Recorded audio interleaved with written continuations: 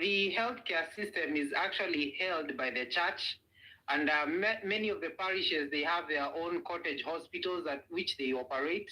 And I know some of my friends who are doctors, and they are telling me the way the situation is on the ground. So when the church, the hospitals that are under the patronage of the church are left in a situation that is very dire, especially when it comes to the payment of the workers, the procurement of medicine, and all because of government acts like the Finance Act 2023 and the SHIF and the SHA. You see the church coming out to defend the people, because at the end of it all, if the church won't serve the people, what good is it? So that's a main. Do you think, Wakili, my other question and premise to you, because the church is now coming out like in the 90s, when we had Timothy Njoya and Munge, and the church coming out, Reverend Mutava Musimi and others, could it also be that the church coming out at this point may shout loud enough for the judiciary now to hear that they are the last line of defense? Yes. Do you think as we prepare for the 27th, you and I will be in court on the Andani case against Jomo Kenyatta International Airport? Do you think that the mood is going anti-Zakayo? The mood is already anti-Zakayo as we speak, Tony. The church is actually not just communicating to Ruto. The church is also communicating to the judiciary. They are telling them, listen up. The people are hurting. You, as the last line of defense, must make sure that anything this government does is in equal measure when it comes to sustainable development. If it is not in equal measure with sustainable development, it needs to go. And the church did well, and I applaud them. But we don't need to get carried away. We just keep remaining focused, and we keep pressing. I'm telling you, things will change in this country in a way that has never been witnessed before. Wakili, stand by. Kenya links, endelea. Kenya links. The mic is yours. Thank you very much, Tony. I think on the question of what is happening, this has been a culmination of very many events. The momentum has just been picking. But what has been happening in the court systems, of course, including the impeachment of Rigathi Gachagua, we don't support him. I have nothing against him, but basically he's part of the mess. But the fact that even that process itself was basically showing Kenyans that Ruto is now become a tyrant. He's become a king. He's running this country like his personal affair. He has no regard to institutions and rule of law. This is one of the things that has made Kenyans very, very annoyed. Of course, with the court processes that are going on, nobody now trusts the judiciary, because it means Ruto can bulldoze until the Chief Justice runs away and somehow appears whenever it's convenient. Deputy Chief Justice constructs a bench at night. The treasury, the other bill, the finance bill is adopted, and basically means that the Kenyans have nowhere to go.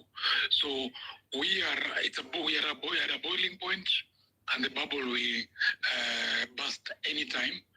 And this is all because Zakayo has made all this for himself. He has nobody else to blame.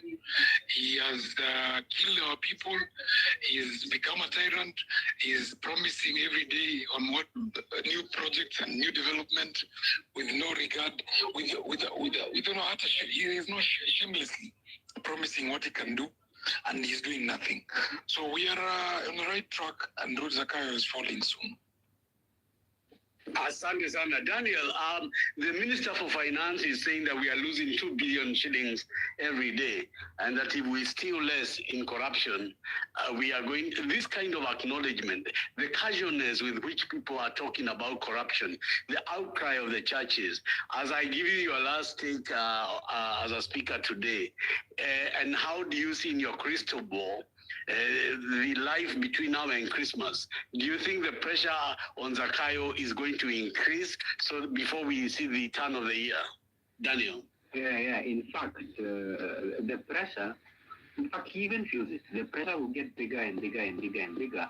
he might try and create new strategies, let's say give a lot of freebies. There will be a lot of populist acts, but it is going to make people angrier and angrier and angrier and angrier, because people will wonder, why were you not doing this before, when you were crying telling you shift's not working, when you were crying telling you our businesses are growing? In fact, the next stage, which is largely populist things, are going to fail terribly, and it will make people only angrier.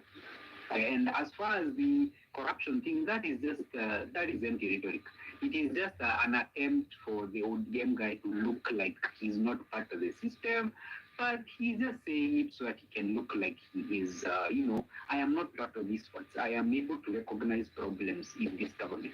I think it's just empty rhetoric to prop up his image. But other than that, absolutely nothing.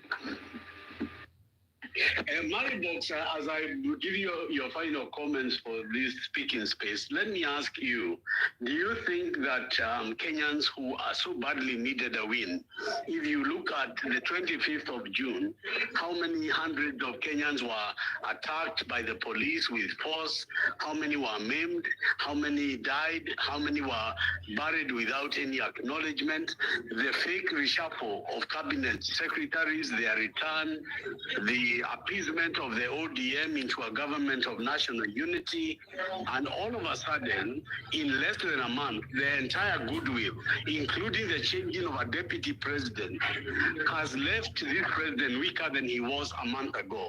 Malibox, is the writing on the wall? Like you say, Tony, the writing is on the wall. And when Megan, the U.S. ambassador, stepped down, I think that was the first sign that things are not good.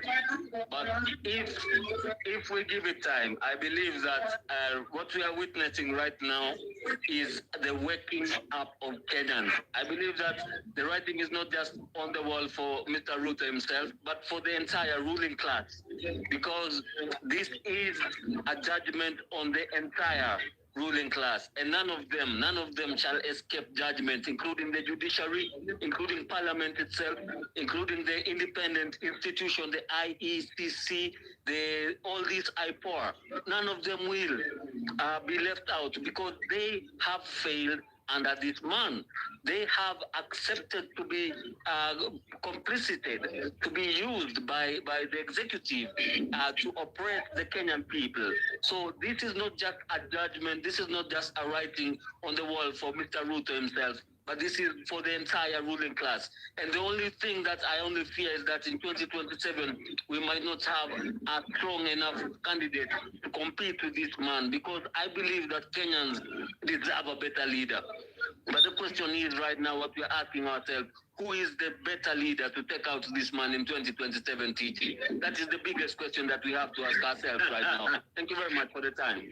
Zipporah San, before I give closing comments, Zipporah San, what say you?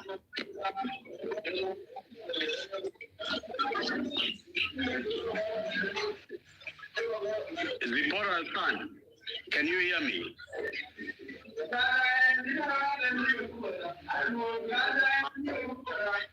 There is somebody, please mute your mic. Now, Zipporah San, you can't hear me, so I wanted to keep this space quite short today. I wanted to make some closing remarks. If there is nobody who raised their hand for a quick one, let me say the following. I wanted today to summarize the unprecedented state of Kenya by saying that President William Ruto has mounted an unprecedented attack on all the institutions of Kenya, beginning with the political parties when he began to acquire members of parliament in the National Assembly and the Senate. He has continued to rule the country with an iron fist, including the deployment of the KDF and the military, the use of a police state in harming and maiming Kenyans through abductions, killings, and unrelated deaths have also been brought out, claiming that there is an insecurity in the country. On top of that, William Ruto has reshuffled his government, fired cabinet secretaries, brought them in and out, taken members of parliament from the ODM. He has acted all these things in less than 2 years. He has also reached the situation where this country is no longer the pride of itself because of the Adani deals. The Adani deals involving energy sector in Kentraco, Shaf in the health sector, and the Jomo Kenyatta International Airport, all amounting to more than 400 billion shillings of deals, bringing a kind of situation in Kenya that was seen in South Africa under the Gupta brothers.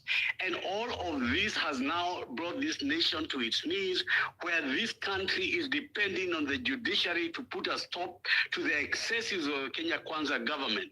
We want in this space to congratulate the churches of Kenya and our brothers in the Muslim and all faiths in this country who are beginning to loud and spread the voice that this country has had enough with Zakayo and is unlawful, unconstitutional ways, and the judiciary better hear before this country is ungovernable.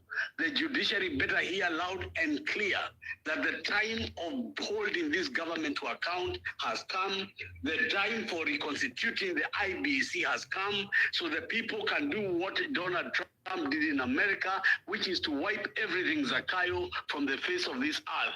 And Maribox, yes, I know people will be forced to sit down and there will be white smoke at the day, because this is not about an individual, this is about the country. This is our all hands on deck moment, and we will use our voice to make sure all the people that are qualified sit down somewhere and give us a solution to removing Zakayo. I wanted to keep this space short. Thank you everybody for coming on. I just felt that Kenyans needed to vent out, to encourage the churches, to encourage the bishops, so that they don't feel that we have remained silent when they have been so courageous and so direct to William Ruto. With those very many words and few words, I want to say good night to my fellow Kenyans. Chalo, continue fighting in court. See you at the High Court on the 27th of November for a battle royale for the Jomo Kenyatta International Airport.